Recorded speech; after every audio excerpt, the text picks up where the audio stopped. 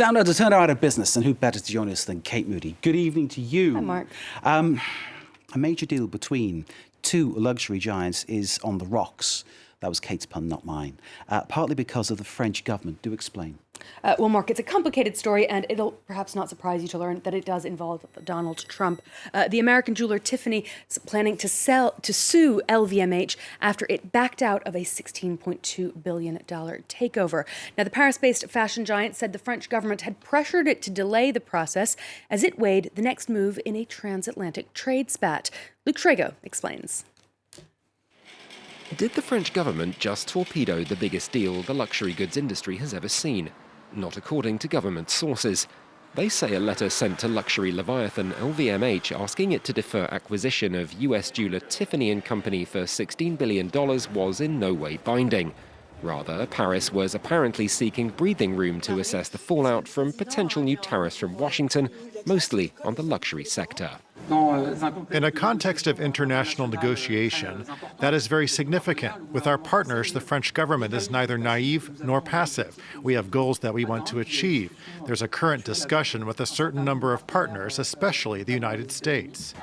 The US has threatened to slap 100% tariffs on $2.4 billion of French products in response to moves there to establish a tax on global tech giants, something that has for now been postponed until December after the US presidential election.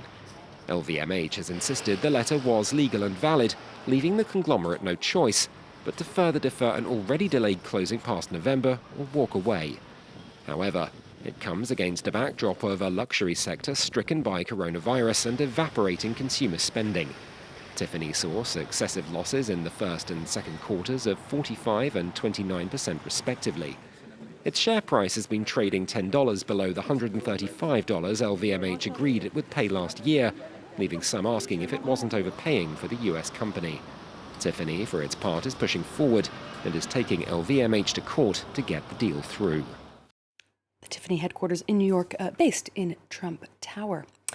Well, meanwhile, the French finance minister Bruno Le Maire has said that the United States is blocking talks on those international taxes on digital giants, and that Europe should prepare to go ahead with a regional plan by the end of this year. France's so-called GAFA tax was what sparked this chapter of trade tensions with Washington, and it's a clear sign that the tussle is far from over. Let's check in on the day's trading action now. Wall Street has rallied from its big losses earlier this week, slightly paring back by the close. The Dow Jones ending about 400 points higher. It had been up as much as 650 earlier in the session. The tech-heavy Nasdaq closed up about 2.7%. Its major components, including Apple, Google, Facebook, Amazon, and Tesla, had lost a combined $1 trillion in market value in the last 3 sessions. All of them ended higher this Wednesday. Shares of Tiffany had dropped as much as 10%. They closed down 6%, while LVMH closed flat in Paris. The major European indices also rebounded after their sell-offs earlier this week. The London FTSE 100 and CAC 40 in Paris each gaining about 1.4%. Shares in Frankfurt and Milan were closer to 2%. The British pound, meanwhile, dropped to a 6-week low against both the euro and the dollar amid renewed Brexit uncertainty. Moving on to some of the day's other business headlines now. United Airlines says it's reached a preliminary deal with pilots' unions that would reduce the number of layoffs in the coming months. The carrier had planned to cut or furlough some 16,000 employees. This deal could save some 3,000 jobs. Other U.S. carriers are also planning major cuts starting in October, when the terms of their federal aid packages are due to expire. Ryanair has further cut its annual passenger target from 60 to 50 million, saying it expects this winter travel market to be a write-off. The low-cost carrier says it will further slash prices to entice flyers. Boss Michael O'Leary has lashed out at the British government's handling of the pandemic, notably criticizing its quarantine policies. He told the BBC UK airports should expand testing to allow for the safe return of international travel.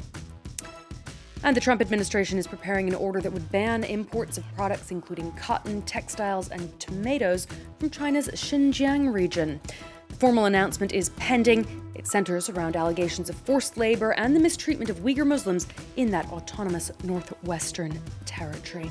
And Mark, of course, that region also the focus of a separate controversy with human rights activists criticizing Disney for filming its latest hit, Mulan. Indeed, Mulan filmed in that Xinjiang province where all the atrocities against the Uyghurs allegedly, well, documentary filmmakers have proved they're being carried out, including documentary filmmakers here at France 24. Kate, thank you very much indeed. Kate with The Business, great to see you.